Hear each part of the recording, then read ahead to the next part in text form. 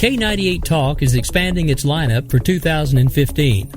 This means we are expanding our advertising base. Whether you're a startup trying to push through to the next level or an established business trying to supplement your advertising budget, web-based advertising is a solid investment. Thanks to Talk's newest partnership with TuneIn Radio and instant access to our sister station, K98 FM, we give you worldwide access at a reasonable cost. Interested parties should email us at sales@k98fm.com.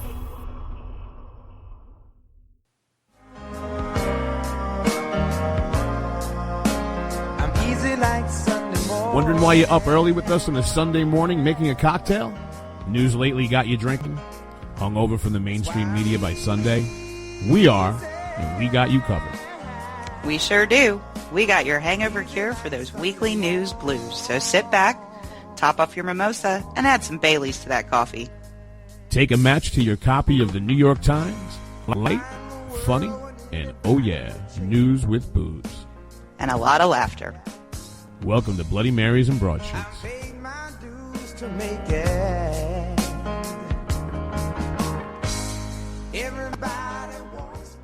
And a good, easy Sunday morning, May 27th, 2015, 11 a.m. Eastern Standard Time here on K98 Talk, which means that it's time for Bloody Marys and Broadsheets, your cure for your mainstream media weekly hangover, baby, with JD and Stacy. We've got a new home here on K98 Talk. We'd like to thank Rick Robinson and the K98 Talk family for having us over here.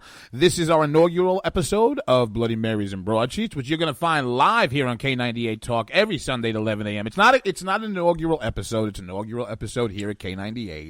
You can also catch Stacy and I Tuesdays, 10 p.m. Eastern Standard Time on Game On. Nobody is safe, nobody is spared. Politics with an Edge. Second edition of Game On we do live also Thursday nights at 9 p.m. Eastern Standard Time. It is now my great pleasure to introduce to our new K98 Talk family the inimitable, the beautiful, the brilliant Miss Stacy Lennox. Good morning.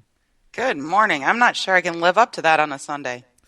Let me put a shot of Bailey's in the coffee and we'll try. How's that? You're going to have to, because over in that household, ladies and gentlemen, I want everybody to stand up and have a very heartfelt round of applause for the second of 3 graduations coming out of your house, correct? Yes. This will be my second child graduating from high school, so freedom is in sight. 1 to go. Lottie-dottie, Lennox likes to potty. Yeah, there you go. Today we are very pleased to bring to you an interview with Evan Sayet, Hollywood's own Evan Sayet, world-renowned conservative comedian. One of the most fun interviews that we've done here in a very long time. Upcoming guests that we're going to have for you here on Bloody Marys and Broadsheets and Game On. We have Judith Miller upcoming, Mary Catherine Ham, Guy Benson. Tonight on Rick's show, or Fridays on Rick's show, we played a Louis Gohmert interview. And please get yourself over to SoundCloud.com/JD-Stacy, STACEY, and find the parody songs from our show's parody band, them Third Rail Ramblers, baby. Yeah, just doing it, getting it done. But right now, it's time for...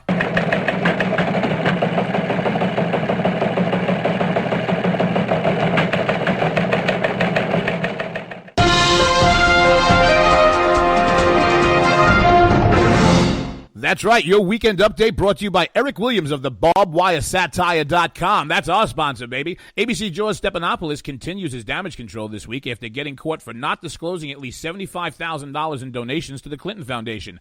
No word yet on whether the revelation will hurt his future at the network, but George has already complained of coworkers referring to him as Brian Williams in the hallways. MSNBC's Ed Schultz was in court this week because he was being sued by an NBC colleague. The judge ruled in Schultz's favor, but this wasn't the only good news for Ed. The 12 jurors in the courtroom have given Schultz the biggest audience he's had in years. Hillary came out of her hole this week and saw her shadow. She took a few questions, then mostly talked in circles for her answers. The one bit of useful information she did give was to state once again how strongly she feels that the State Department release of all the emails she deleted, including the ones the State Department doesn't have either. There are rumors that George Stephanopoulos may not be fired because his contract with ABC is for $105 million over a number of years. Could it be the network feels George is now too big to fail? It shouldn't, because he's only 5'2". ISIS also took control of yet another city in Iraq, one that contains the ancient ruins of Palmyra. A reporter asked State Department sorority girl Marie Harf if there was anything the U.S. could do to prevent the damage they will no doubt inflict on the antiquity there. Ms. Harf said they would be carefully watching the developments on the ground between her stern looks and Josh's verbal rebukes. Who needs a military?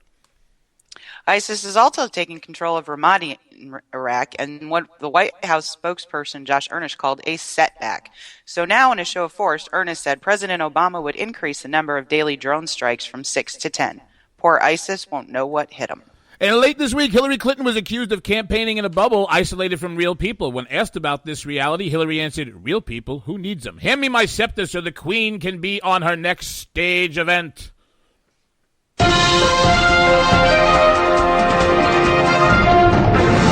And that's your weekend update brought to you by Eric Williams of the BarbWireSatire.com for that weekend in May 27th, 2015. Now, without further fanfare, further ado, please sit back, put some booze in your coffee and tea, and enjoy Mr. Evan Sayet. Welcome back, everybody. In keeping with bringing you the best guests that we could ever possibly Stacey, we're on an incredible roll. Are we or are we not? We are. It's been a great couple of weeks. I mean, right now we are proud to bring to you world-renowned, nationally acclaimed comedian, conservative comedian, Evan Sayet. Now, the man is not still alive. I mean, Evan is. However, he is in the same stratosphere as Sam Kinison, and I want everybody to remember this. If Kinison was alive, this is Evan's name. Evan Sayet! Say it! Ow! Say it! Evan was born in New York City. He moved out to Hollywood in order to pursue a career as a stand-up comedian, television writer, and eventually video producer as well. Post 9/11, he rethought, or more accurately, thought about for the first time his political and social beliefs.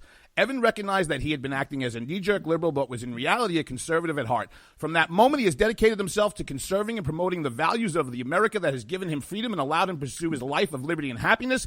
In the meantime, Evan has become the nation's leading conservative political comedian, in-demand master of ceremony for Republican conservative events, while at the same time writing the best-selling book, which we're going to talk about today, The Kindergarten Eden, How the Modern Liberal Thinks. That's right, take the shotgun out, shoot the lock off that while I get over to that Amazon, baby. He actually gave a speech once which Andrew Breitbart, I'm going to say this again, Andrew Breitbart called the lecture, quote, one of the 5 most important conservative speeches ever given. He will be playing at Phoenix the May 27th, Chicago June 3rd, Boston June 10th, New York June 14th, and Rush Limbaugh says he's brilliant. Ladies and gentlemen, Mr. Evan Sayet.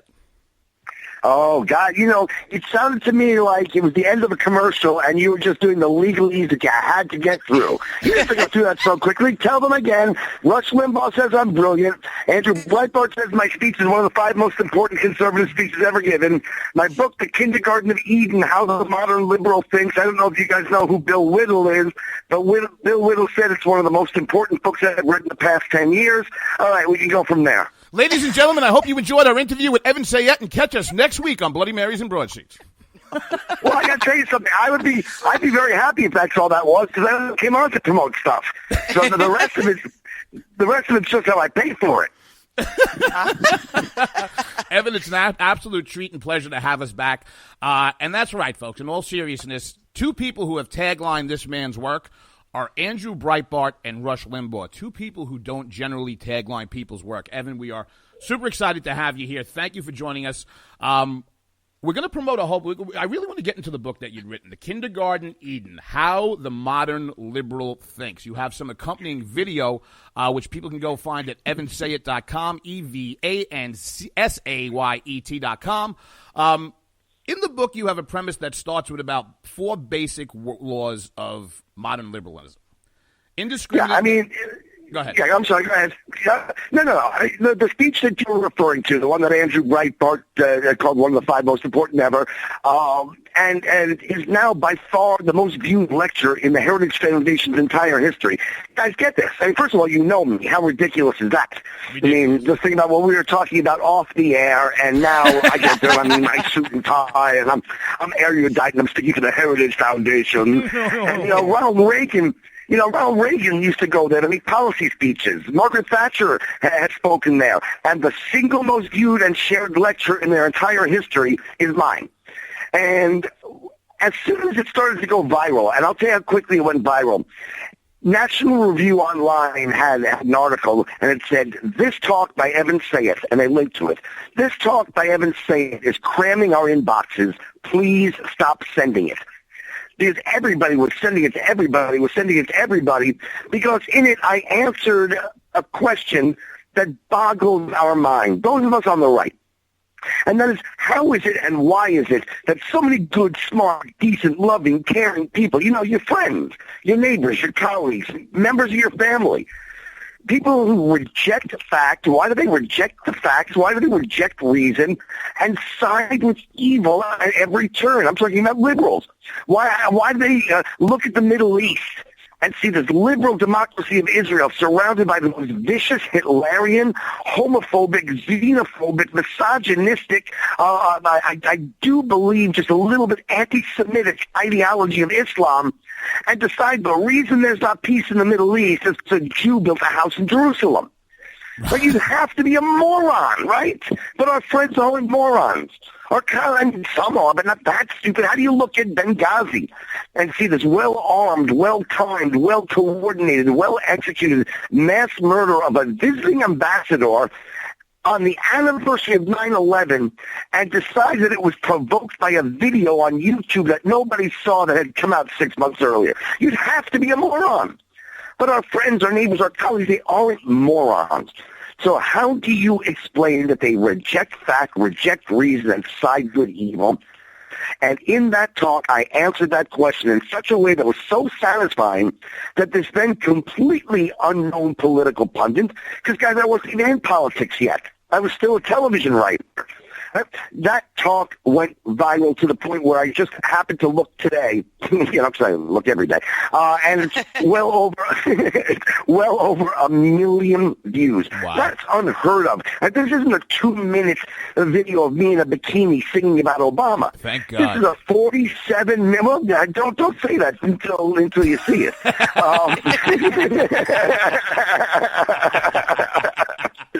But this is a 47-minute-long lecture to the Heritage Foundation that 1 million people have now shared with each other and viewed, and by the way, watched repeatedly. And so people said to me, started to email me and said, "You know what you have here? You've got the unified field theory of liberalism." I love that Once phrase. you understand what you... Right? I do too. I wish I had thought of it, but I was smart enough to just continue to use it. And because enough people independently sent it to me. And so when I got to writing the book, I actually laid it out in a more scientific, not dull, but more scientific format. And I did come up with the 4 laws and the 3 corollaries. Well, I think, Evan, one comment I would make is, number one, enjoyed you thoroughly at CPAC, and number two, you brought such Are you talking about on the air, or you talking about on the air, or the other time you enjoyed me thoroughly at CPAC? I knew that's where you went. God. I knew that's where you went. I knew that's where you went. That's okay. You just took over JD's role in the show because usually he catches me in that kind of blunder. Yeah, so. no, JD. I just I thought that closet was the restroom, and I was lost in there for how long was it, Evan? 11, 12 seconds? And what was so thrilling is it was one of those unisex bathrooms, so we could go in together. I'm sorry, Stacey. I don't know that CPAC would go to a venue that even had those. But anyway, in all seriousness, your talk at the Heritage was full of humor. So you were taking very serious topics and presenting them in a funny way. People were laughing. Having been to some of these conservative conferences and talks at this point, there's not a lot of laughter. Right. Well, I got to tell you, it's important that your audience understand that my career is divided right down the middle, and half the time I'm a rather serious political pundit. And that's why I'm explaining how liberals think and speaking at the Heritage Foundation. Yes, of course, there's humor in it, but I really try, it's not my stand-up is the point I'm trying to make. So there's my serious talks, and then there's my stand-up. And the truth is, I've been out of stand-up for about 15 years when I became a conservative. And, I'd segued into television writing and television producing and screenwriting. But when I opened my eyes post 9/11 and realized, wait a second, this is a culture war and I better be part of it, I said, what skill do I have? What weapon can I bring to this culture war that the conservatives seem to be missing? And the answer was stand-up comedy. There was no Bill Maher for the right. There was no Jon Stewart for the right. And that's the only reason I got back into stand-up. I love stand-up, but as I say, I had been out of stand-up for 15 years.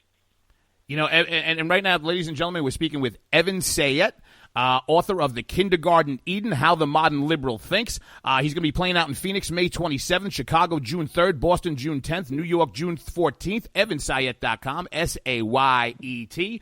To stay on the same vein that you've been keeping on, Evan, you seem to be one of the few people, and Andrew Breitbart was another one. And one of the things that Stacey and I say is that the opportunities that we've had to go to CPAC and other conferences and things of that nature, Andrew Breitbart is alive. He is literally everywhere. You don't go more than 10 minutes without somebody referencing him. You, Andrew, Stacey, myself, and a few other people who listen to stations like K98, I think are some of the few that understand, and reading this book really crystallized for me that I'm not going insane. There are other people out there like this. You understand that the left, even though they've only matured intellectually and morally to maybe about a 5-year-old level, you explain how they live, how they thrive, but what they have done, I think one of the reasons they've done that is they've weaponized what they do. They've weaponized their ideas, their politics, their dissent. They not only weaponize it, first of all, to the modern liberal, there is nothing they hold sacred and nothing that is beyond the pale. So not only is every moment a moment of attack, but there is not a single thing they will not do, including eat their own. Absolutely. I mean, we saw it just the other day again when they didn't even wait 5 minutes to find out the truth about the train wreck and the tragedy before they caucused to decide how they could spin it politically to attack Republicans. I remember when Gabby Giffords was shot, and they didn't even mourn her for not her death, but her struggle. Not even for 2 seconds before they went on the attack, wholly without truth, wholly without facts, wholly without interest in the truth or the fact. All they said was she was shot good because now we can use it for political ends. They are despicable. Well, and we've seen it repeatedly in Ferguson and in Baltimore.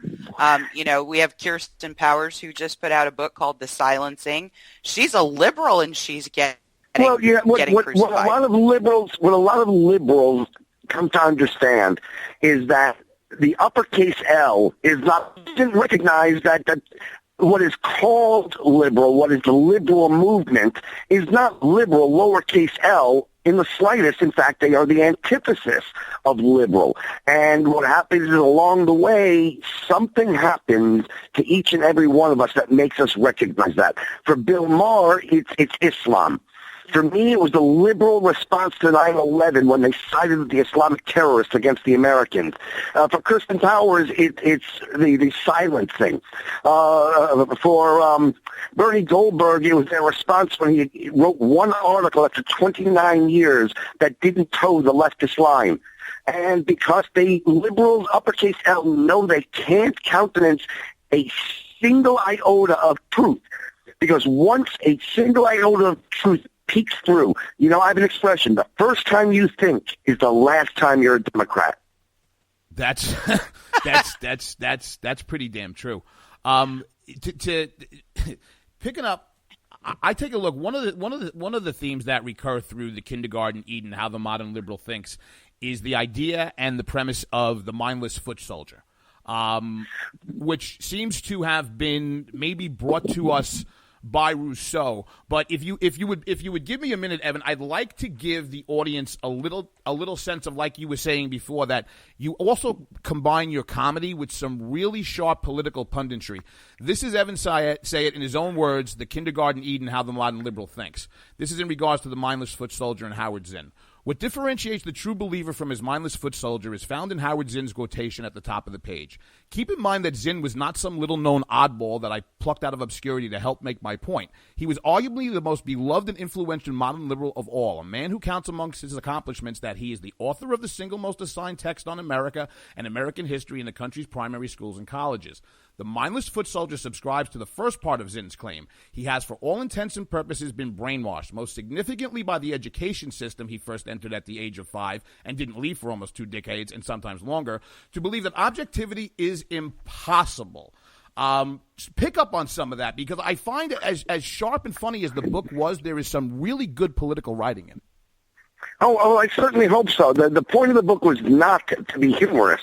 The point of the book was to explain this phenomenon, and the one that I mentioned earlier about people who aren't idiots, people who aren't illiterate, people who aren't evil. Why do they ignore the facts and ignore reason and side with evil? And the answer is, let me do it this way. You mentioned earlier the 4 laws of the unified field theory of liberalism. So I can explain it actually in the first 2.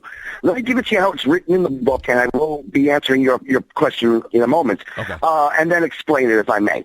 The first law, and how it's written in the book, is the modern liberal was raised to believe that indiscriminateness is a moral imperative because its opposite is discrimination. To the modern liberal, thinking is an act of bigotry.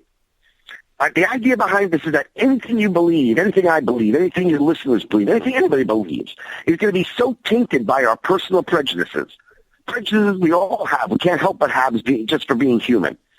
Prejudices based on things like the color of your skin, the nation of your ancestry, your height, your weight, your sex, and so on. Anything you believe is going to be so tainted by your prejudices that the only way not to be a bigot is to never think at all. Liberals, that's why they are morally and intellectually retarded at the level of a 5-year-old child. And in fact, there's a book out there, not just a book, a best-selling, mega-selling book called All I Ever Need to Know I Learned in Kindergarten. Because anything you learn after kindergarten is going to be racism and bigotry. Kindergarten is indiscriminate. Don't hit anyone. Everyone must be invited to your party. Everyone must get a turn. Every child must get a trophy. Every child is special, but no child is more special than any other. And even in that book, this best-selling author who is beloved by the left said, take any one of those lessons from the kindergarten classroom and extrapolate it into more adult, sophisticated terms, and you have the answer to everything in your personal life, in your family, in your community, in your country, and in your world. Note, extrapolate it into more adult and sophisticated terms. The language changes. The modern liberal's language is more sophisticated than the 5-year-old's, but what he believes has not changed one whit since he's 5 because he's not allowed to think about anything. Well, and I think you made an excellent point in the book when you started talking about there is no differentiation between good and bad. Mm-hmm. So when we start talking about better behavior versus worse behavior, when people get all upset about us talking about rioters being wrong or more wrong than maybe the police who might have done this thing, but we don't know all the facts yet. You know, when you start asking for facts and information and more objective information around any one of those situations, boom, you're a racist. Right, and the proof of the pudding is they didn't even wait to find out what happened there. They didn't even wait to find what happened in Ferguson. The facts are irrelevant to them. And, you know, I just gave you the first law, which is that thinking is an act of bigotry and that they don't differentiate between right and wrong, good and evil, better and worse, truth and lies. That's the second law that's really essential because I'll give it that it's in the book again and then explain if I may. But the second law is that indiscriminateness of thought does not lead to indiscriminateness of beliefs. It leads invariably to siding with evil over good, just as they do, wrong over right, just as they do, ugly over beautiful, to piss Christ over the Mona Lisa or whatever, just as they do. Why? Because if nothing is better than anything else, if no culture, no religion, no form of governance, no behavior, if nothing is better than anything else, then success is unjust. Why should a person, a culture, a nation, a religion, a peoples, why should they succeed if they're not better than anybody else? For the same reason, failure, as proved by nothing other than the fact that it has failed, is proof positive that somehow the failure has been victimized. And just by extension, if success and failure are proof of injustice, then great success and great failure are proof of great injustice. And exceptional success, like America and Israel, and exceptional failure, such as the Muslim world, is proof positive of exceptional injustice. So who do they hate the most? It's not the exceptionally evil, it's the exceptionally good. And we're speaking with Evan Sayet, internationally world-renowned comedian, author of The Kindergarten Eden, How the Modern Liberal Thinks. You know, to that point, You spoke to language a few minutes ago, and what you keep seeing is stupid, bigoted, phobic, evil, and greedy are all, of course, the only explanations that the modern liberal can or does offer to explain why right-thinking people don't join him in support of his latest godless, anti-scientific. These are all your words. You also yes, I know my words. You really thought you had to tell me they were my words? I know my words. Your words are things like duh and I can't say the words. I was saying at the beginning of the. I know the word you're thinking.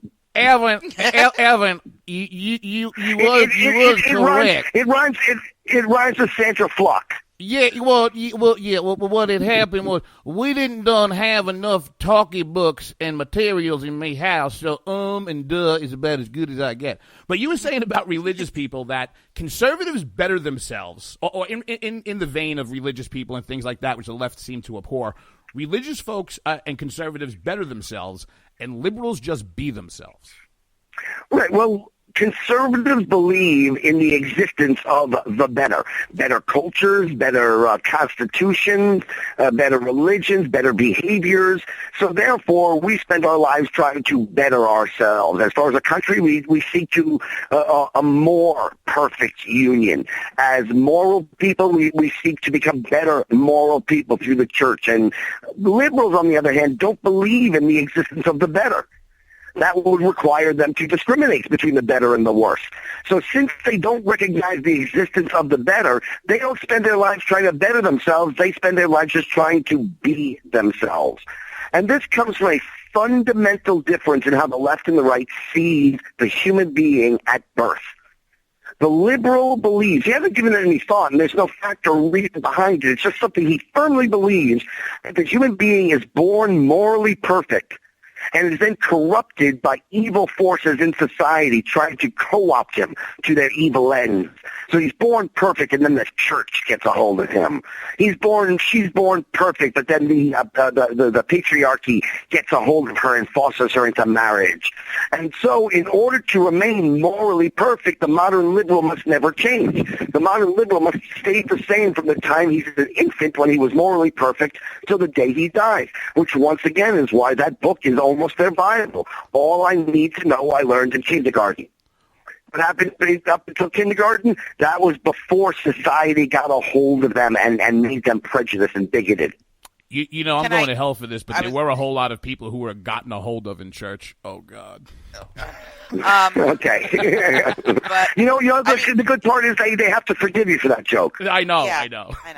Okay. I will give you 100% credit, though, Evan, for ruining Bruce Springsteen for me forever. Yeah. I'm so sorry, because I'm the world's biggest Springsteen fan, but it's true.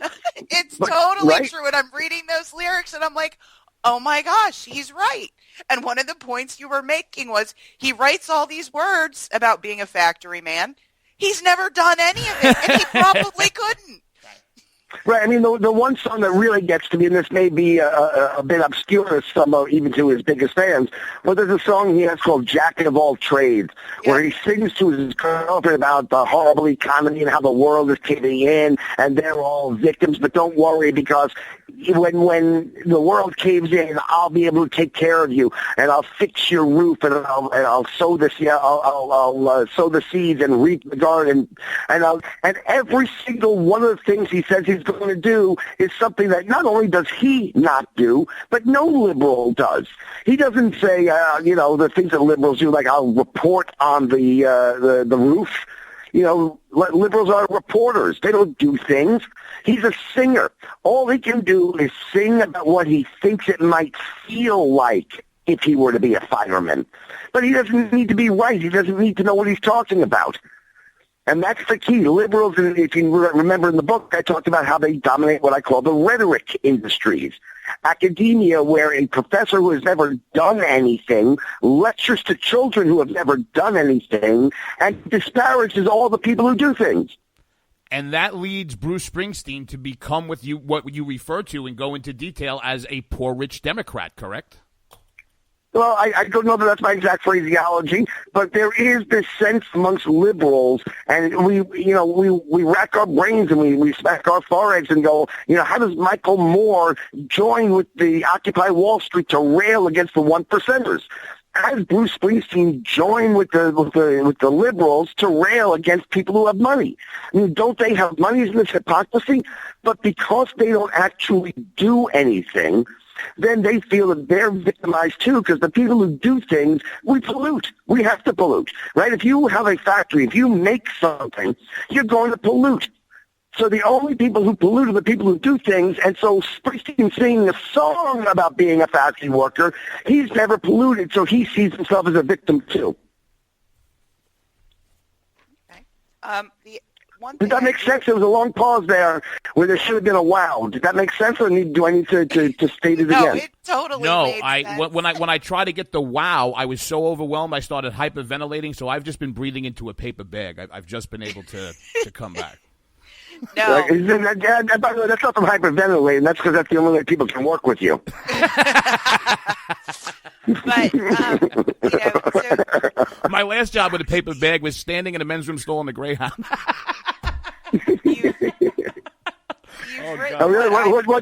What station were you working for then? Oh, it wasn't K98. It was, what the hell is it? It was Penn Station. Yeah, that's funny. Wow. Now, go. Sorry. That's okay. I'm just sitting here going, wow. So you've written this great book. You have the most downloaded political speech on Heritage Foundation. You are a serious political pundit. The book is serious, yes, yet entertaining, and now you are embarking on what will hopefully be a nationwide comedy tour starting in 4 locations. What do you hope to accomplish there? What is the message you're bringing? Well, look, we don't have all that many conservative comedians. And it's funny because with the changing of the guard in late night television, there's been a plethora of articles about why there are so few conservative comedians. And, of course, it was a liberal journalist who then cited a liberal academic about why it is. And, of course, the answer always comes down to because liberals are smarter, liberals are better, liberals are less uptight, liberals are more creative. That's less not uptight. why. That's not why. The real reason is because, well, one of the reasons is because it's very hard for conservative comedians to get traction. I mean, in order to draw people to a show, people have to know who you are, like you, and then know that you're in town. Well, how are they going to do that? There's only 2 ways. One is the local newspaper writes an article. What are the chances the leftist newspaper is going to write an article helping a conservative comedian? Or you go on a late-night television show, and what are the chances that a David Letterman who hates conservatives, a Jimmy Kimmel who hates conservatives, a Jimmy Fallon who hates conservatives, what are the chances that Bill Maher, who I wrote for 6 years back when I was on the other side, is going to help me sell tickets to my show? So it's just when they own the media and they own the entertainment industry, it's just very hard. Well, but you know what? I think I have enough of a name. I think there are enough ways now around the mainstream media, radio shows like yours, bloggers. I put my video clips up on YouTube, and actually Dinesh D'Souza sent one out for me the other day. Nice. It's got 250,000 views. You know, so I hope that I'm sort of taking a stand, taking it into the comedy clubs, and if people do come out, it will show the club owners, yes, there is a conservative audience for good conservative entertainment. It's a risk, though, because if conservatives don't come out, well, all that does is reinforce the old storyline that we just don't have an audience. I can't, you know something? That is one of the most important points, to my mind, that's been made. And I think there's an element on the right, I don't care whether you want to call them conservatives or evangelical, whatever you want to call them, so certain people have to get over themselves, okay? You can't go to something and say, well, I'm not going to go because I might get the vapors. If you get the vapors, it's because it was funny. We used to be at a point on this planet where everything was funny. You know, whether you were white, black, purple, red, liberal, conservative, we were Americans, and damn it, there are certain things that are funny. They are just funny. Well, that's true, but here's one of the problems, and that is speaking of the Bill Mahers and the Jon Stewarts, and this I said this earlier. They've weaponized comedy as well. I mean, Bill Maher, who I wrote for 6 years, and he is a funny, talented man. He is. But over the years, he has morphed into somebody who has replaced vitriol in the guise of humor, and it is targeted and weaponized and intended to be destructive and hurtful. So I don't blame our side for not trusting comedy clubs. I mean, it's not merely the vulgarities. Look, we have our South Park conservatives, but when our values are under attack and the humor isn't funny, it's just mean, then I don't blame them. But they have to understand when a conservative act does come through town, you'd better... Look, I wasn't sure how the Ayn Rand movies were going to be. Mm-hmm. In fact, I hate to say this because I know people involved. I didn't think they were great. But I went to see all three because I wanted my ticket stub to say Ayn Rand, and I wanted the box office to reflect my numbers. All right, and sometimes it's the same thing with an act. Go see conservative-themed movies, even if you don't feel like going to the movies. Because if you don't, then the left has justification for not making the next one. Was that a short way of advocating everybody embracing their inner Rich Voss and Jim Norton? I'm just saying, come to my show. What do you think? That's right. Screw the other two. Go see Evan. I don't know if you've seen some of the more entertaining skits that Saturday Night Live has been doing around Hillary Clinton's campaign. But how do you figure that they're doing that without getting absolutely panned? Oh, because the left doesn't like Hillary Clinton. That's why. That's why in the last election, some unknown first-term junior senator with a voting record that consisted of presents who belonged to a church filled with hate, out of nowhere got the nomination because they don't like Hillary. She's too centrist, and they're going, even though she's a radical leftist and Lewinskyite, they want even more to the left. They want a fascist. They want, they want Bernie Sanders, or they want O'Malley. They don't like her. So the fact that they're taking her down is the counterpart of when they used to be nice to John McCain. They were nice to John McCain because he was the furthest left of the Republicans, and as soon as the general election came around, they savaged him. You do realize that by the second week of November 2016, you're probably going to be a billionaire, right? Because the left is giving you Hillary Clinton, Martin O'Malley, Bernie Sanders, and Pocahontas to work with. Right, Pocahontas. And the problem is, yes, I may be a millionaire. On the other hand, if the Democrats win, the tax rates are going to be 99.8%.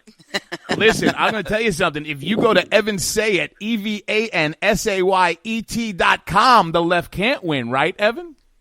That is correct. They're not going to win. We're not going to let them win. You know, the American people aren't stupid. But here's the key to it, folks. We cannot put up a centrist. We cannot put up somebody who wants to be collegial. We can't put up somebody like Mitt Romney, who, by the way, I adore as a human being. I think he's one of the finest, most decent human beings who's out there. But when he had Obama on the ropes after the first debate, he didn't throw that second punch. And, you know, we always say we need another Ronald Reagan.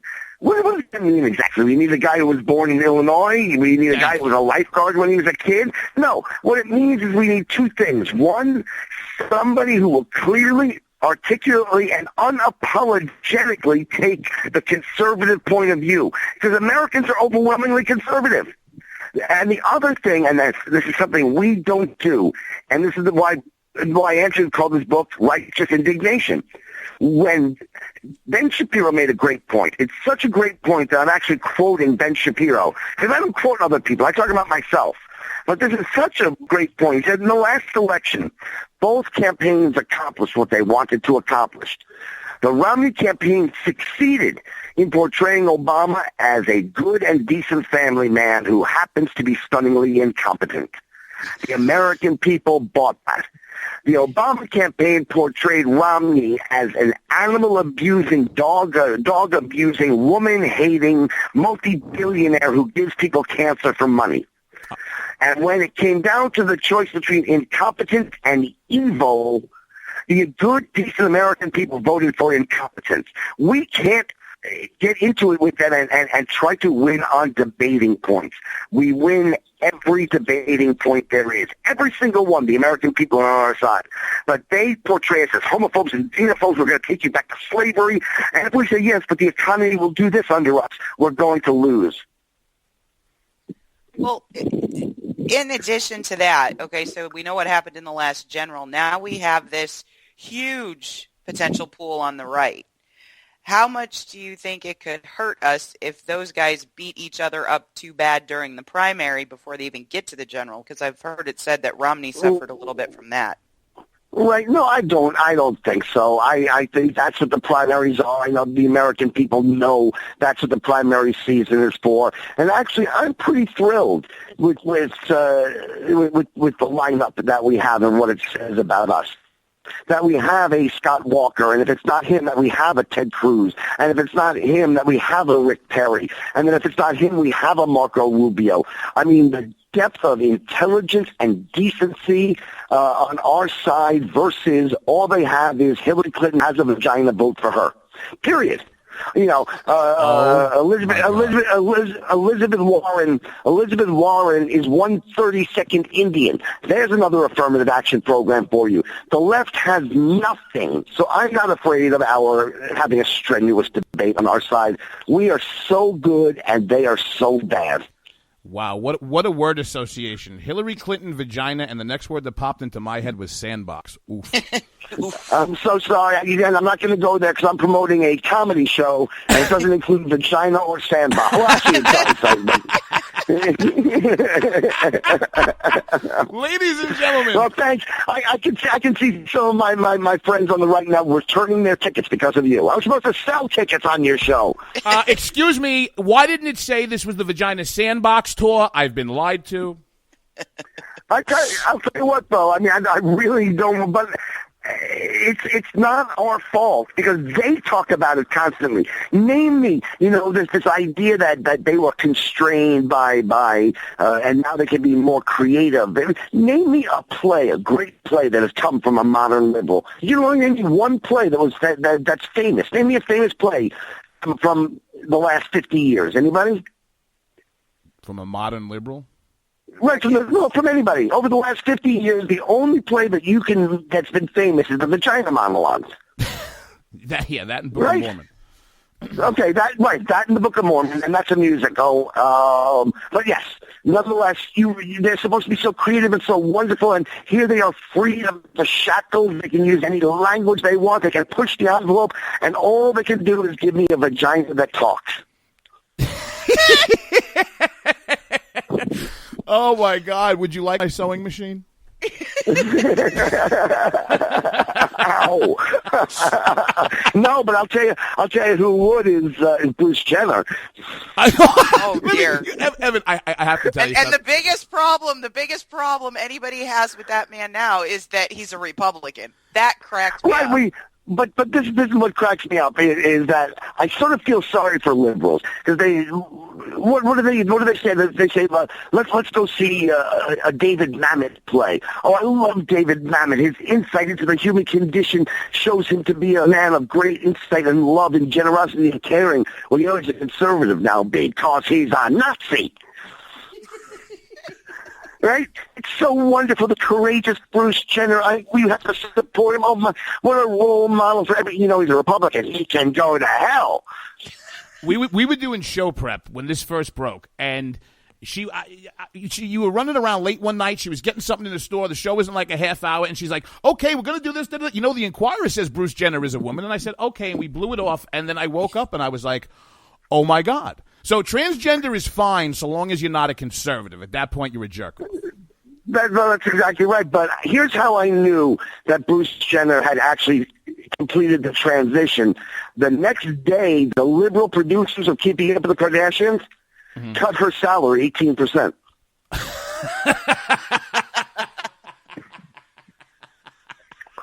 That's pretty good. And that's the kind of joke you'll hear if you go to see me in Phoenix. By the way, this is blowing my mind.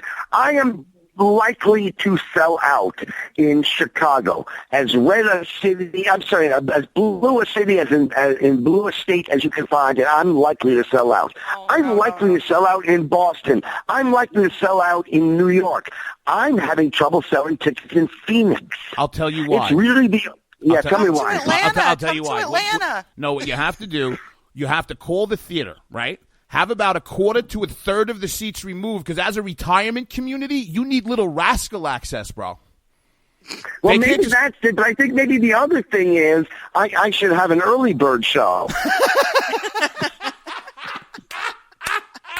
Come for the comedy, stay for the prime rib. Oi!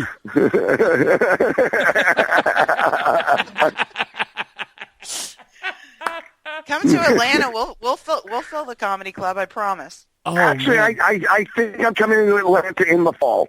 So, I mean, let's hope this tour is as successful as it could possibly be. Evan, Truly, the only one that's sticking is Phoenix. So if anybody listening knows people in Phoenix, and even if you don't, share the fact that I'm going to be in Phoenix. Share the fact that I'm going to be in all those towns. But for some reason, share it twice in Phoenix. Right now, everybody listening to this interview, you're on your computer, you're on your phone, you're on somewhere. Right now, EVANSAYET.com, EvansSayIt.com. That's where you can get the bill. That's where you can get the dates. That's where you can see the book. That's where you can see the videos. And that's where, baby, you got to go take that shotgun, shoot that lock off your wallet, and go buy some tickets in that Phoenix. Buy it for grandma, buy it for grandpa, buy it for people you don't even know, damn it. Just buy it. Wow.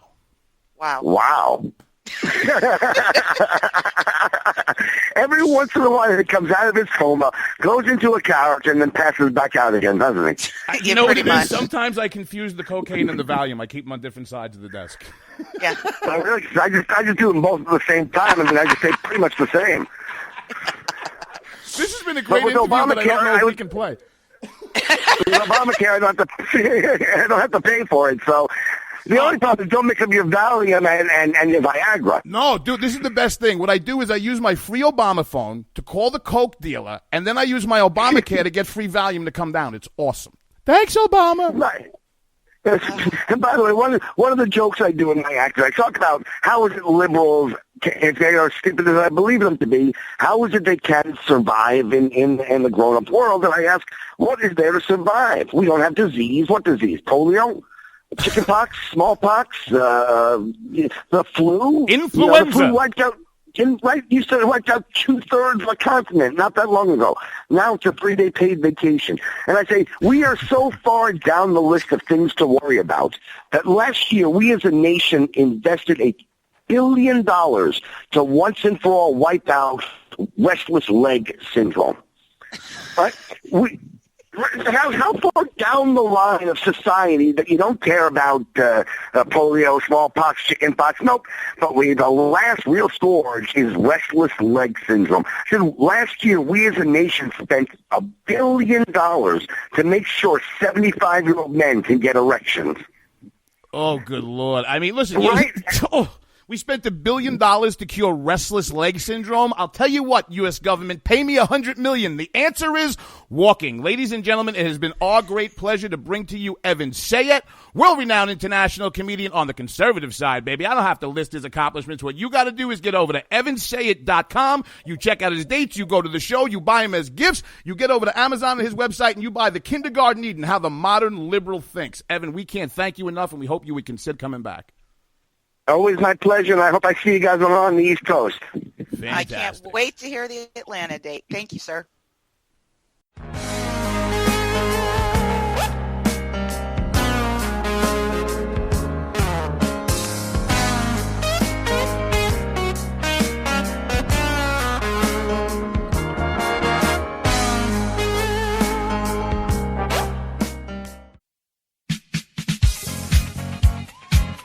The staff of K98 Talk and the Spark Radio Network is proud to announce that our very own Rowdy Rick Robinson has been selected as one of the top conservative talk show hosts in the nation for his program America Off the Rails.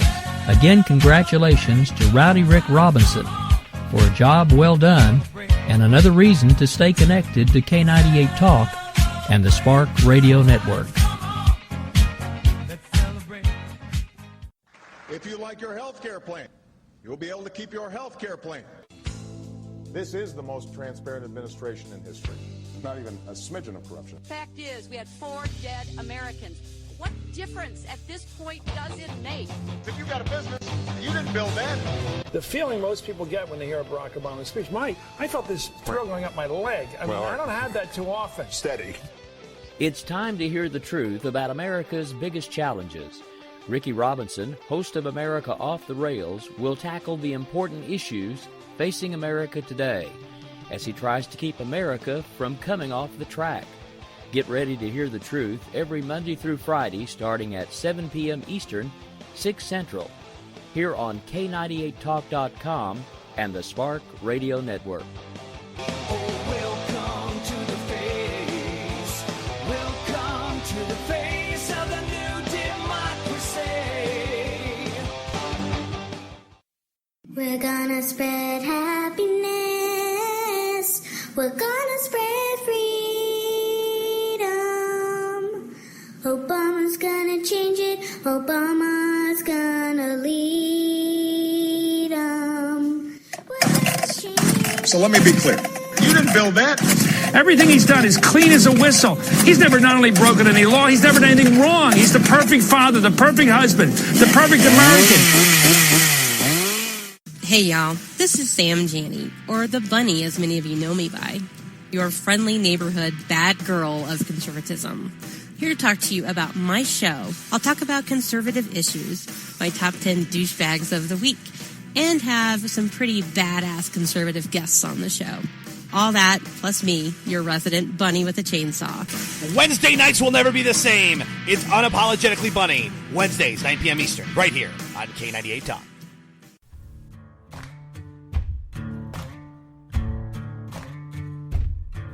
K98Talk.com, a leader in internet radio. So grab your seatbelts and take the ride of your life on K98Talk.com.